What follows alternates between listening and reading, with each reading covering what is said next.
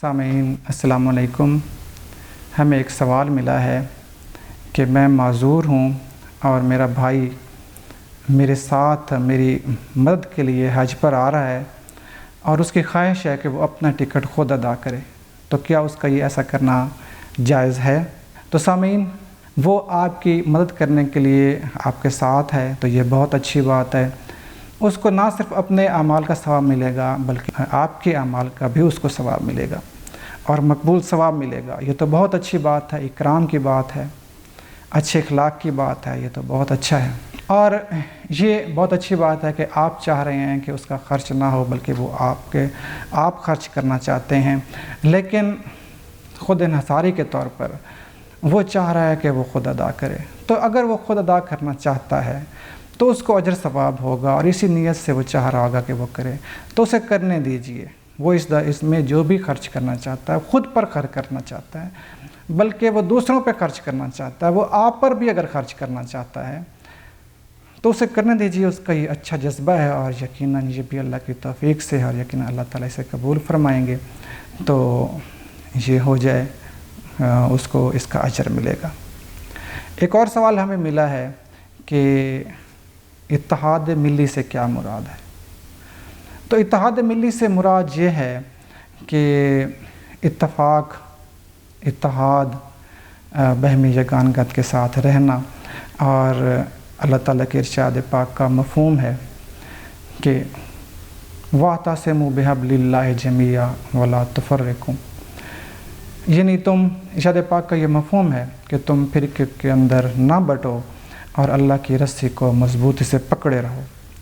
تو ایک دفعہ آپ صلی اللہ علیہ وسلم نے صحابہ کرام کا ایک گروہ بھیجا کسی جنگ کے لیے، اور وہاں جا کر ان کو یہ معلوم ہوا کہ دشمن تو کثیر تعداد میں ہے، تو اب صحابہ کرام کا یہ جو گروہ ہے وہ دو حصوں میں بٹ گیا۔ ایک حصہ یہ کہنے لگا کہ دشمن زیادہ ہے، ہمیں خود نقصان پہنچنے کا اندیشہ ہے، ہمیں حملہ نہیں کرنا چاہیے اور واپس جانا چاہیے۔ دوسرا گروہ یہ کہنے لگا کہ ٹھیک ہے، حملہ ادھر نہیں کرنا چاہیے بلکہ ایک اور جگہ ہے، وہاں حملہ کر دینا چاہیے، وہ ہم ان کو نقصان پہنچا سکتے ہیں، تو ہمیں ادھر حملہ کر دینا چاہیے۔ پہلا گروہ کہنے لگا کہ نہیں، اجازت صرف اس حملے کی تھی، اس کی نہیں، ہم تو واپس جا رہے ہیں۔ تو یوں کچھ مسلمان واپس آ گئے، کچھ آگے حملہ کے لیے چلے گئے۔ جب یہ لوگ واپس آئے، آپ صلی اللہ علیہ وسلم کے بات سامنے رکھی، تو آپ صلی اللہ علیہ وسلم کے ارشاد پاک کا مفہوم ہوا کہ میں نے تمہیں اکٹھے بھیجا تھا تو تمہیں اکٹھے واپس آنا چاہیے تھا۔ اب یہ صحابان اپنی بات کی وضاحت کرتے رہے، مگر انہوں نے یہی فرماتے رہے کہ میں نے جب بھیجا تمہیں اکٹھے تھا تو اکٹھے آتے۔ یہ بالکل آپ نہیں فرماتے رہے کہ آپ نے حملہ کرنا چاہیے تھا آگے، کہ نہیں کرنا چاہیے تھا، بلکہ اتحاد کی طرف بات کرتے رہے۔ تو اتحاد ہی یہ سارا ہے۔ اور اسی طرح ایک اور جگہ ارشاد پاک کا مفہوم ہے، غالباً قرآن کے اندر ارشاد پاک کا مفہوم ہے کہ اس کو پھر سخت نقصان ہوگا جو میدان جنگ سے وہ واپس بھاگ آئے، چاہے اس کے سارے ساتھی بھی مر جائیں تو اسے بالکل نہیں بھاگنا چاہیے۔ ہاں یہ ہے کہ کوئی تدبیر کی صورت ہو تو وہ الگ ہے، یا دوبارہ دشمن پر حملے کرنے کی نیت سے ہو تو وہ الگ ہے۔ تو یوں اتحاد، تو یہ سارا یہ کب ہوتا ہے؟ جب ہمارے اندر یہ بڑائی ہو جائے، تحمل برداشت ختم ہو جائے، اور ہمارے اندر ہم یہ سوچنے لگیں کہ جو میری بات ہے، میری رائے ہے، جو میرا فرقہ ہے وہ سب سے اچھا ہے اور دوسرے وہ سارے غلط ہیں۔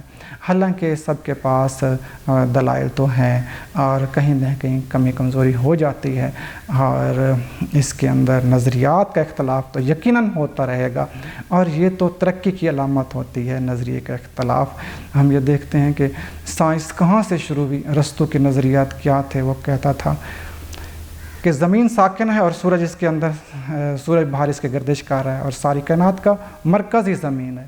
تو یہ چلتا رہا، ہزاروں سال تک اسی طرح چلتا رہا، اور لیکن آج بالکل غلط اس کو سمجھا جاتا ہے کہ بھئی اب زمین اس کا مرکز نہیں ہے، اور یہ کہا جاتا ہے کہ نہیں، زمین جو سورج کی گردش کر رہی ہے، اور پھر کہا گیا کہ نہیں، سورج بھی وہ آگے حرکت کر رہا ہے، وہ بھی رواں دواں ہے، اور پھر کہا جانے لگا کہ بھئی ہر چیز ہی، یہ کائنات جو ہے یہ مسلسل وسیع ہو رہی ہے، یہ وسیع ہونے والی کائنات ہے، اور بس وقت کا تعین بھی کیا گیا کہ اتنے ارب سال کے بعد یہ اس کی لینتھ جو ہے وہ اس کا یہ سرکمسٹانسز جو ہیں، یہ سرکمفیرنس جو ہے، محیط جو ہے وہ ڈبل ہو جاتا ہے۔ تو کیا ہم نے کہا کہ وہ غلط تھے اور وہ کافر تھے اور وہ نہیں مان رہے؟ نہیں، یہ تدریج ہے، یہ اس طرح سے یہ اس کے اندر تو ترقی آتی ہے۔ تو بات یہی ہے تحمل برداشت کی۔ یہ ہم نے اپنے جو نظریات ہیں، یہ فرقے یہ ختم نہیں ہو سکتے۔ ہم مسلمانوں پہ طنز کرتے ہیں کہ دیکھو 73 فرقے ہیں، تو 73 فرقے ہیں تو کیا ہوا؟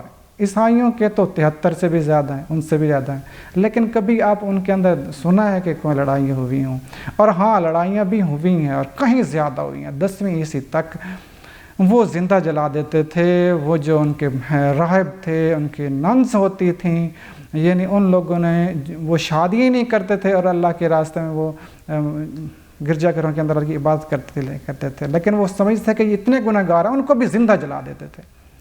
تو لیکن وہ یہاں سے چلتے چلتے اب یہاں اس کا نتیجہ یہی نکلا کہ مذہب کو انہوں نے فرد کے اپنا ذاتی معاملہ قرار دے کر اس تک کر دیا، محدود کر دیا۔ تو اب وہاں کچھ ایسا نہیں ہوتا، وہاں کرسمس ہی ہے۔ تو وہ کرسمس کی ہم کہتے ہیں یہ پاکستان کیا ہے کہ یہ ایک ایسا ملک ہے جہاں پہ 2 عیدیں ہو رہی ہیں۔ عیسائیوں کے ہاں تو کرسمس ہے، یہی ان کی عید ہے، یہی سب سے بڑا ایونٹ ہے۔ وہی کہیں 3 دفعہ ہو رہی ہیں۔ وہ آرمینیا کے اندر کئی طرف ہو رہا ہے، کیتھولک کب کر رہے ہیں، پروٹیسٹنٹ وہ کب کر رہے ہیں، آرتھوڈاکس وہ کب کر رہے ہیں۔ تو وہ وہاں کوئی ایسا نہیں ہوتا کہ یہ کافر ہیں اور یہ کوئی مذاق ہے۔ تو یہ سب جو ہے نا، یہ بات یہی ہے کہ یہ ختم ہونے والی چیزیں نہیں ہیں کہ ہم یہ کہیں کہ ختم کرنی ہے، بلکہ تحمل برداشت اور اعراض کرنے کے بعد جب یہ بات چلیں گے تو مسلمانوں کی کوئی مشکل بھی نہیں ہے، کوئی پریشانی بھی نہیں ہے۔ اور سب سے بڑی عبادت یہی کی گئی ہے کہ وہ مسلمان جو ہیں وہ اپنے مفاد کو ایک طرف رکھتے ہوئے ملت کے اتحاد کو وہ مد نظر، ملت کے مفاد کو مد نظر رکھیں۔ تو جب ہم ایسا کریں گے تو پھر ہمیں کوئی بھی مسئلہ نہیں ہے۔ اور ارشاد پاک کا مفہوم ہے کہ جب ہم دوسروں کو معاف کریں گے تو اللہ تعالیٰ ہمیں معاف کریں گے۔ اللہ ہمیں عمل کرنے کی توفیق عطا فرمائے۔